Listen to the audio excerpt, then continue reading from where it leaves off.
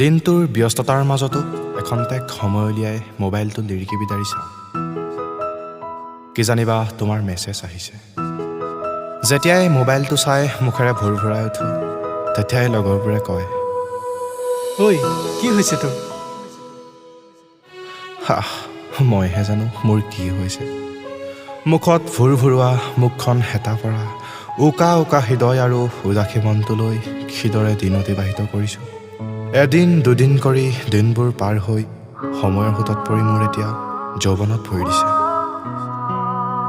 সকলোৱে কয় যৌৱনত হেনো প্ৰেম হয়। সেই প্ৰেমৰে ইংগিত নেকি বাৰু এয়া?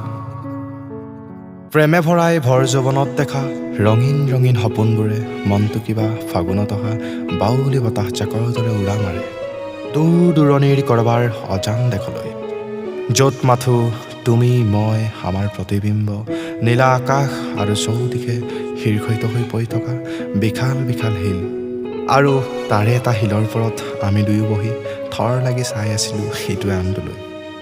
এনেদৰেই ভাৱনাৰ সাগৰত কাল্পনিক দৃশ্যপটৰ মাজত উঠি ফুৰোঁতেই যেতিয়া আকৌ লগৰটোৱে কয়, ঐ কি ভাবি আছ তই?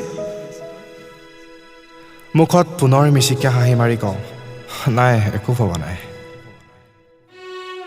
হঠাৎ ইফালে সিফালে ঘূৰি চাওঁ, অনুভৱ হয় যেন তুমি মোৰ কাষতে আছা।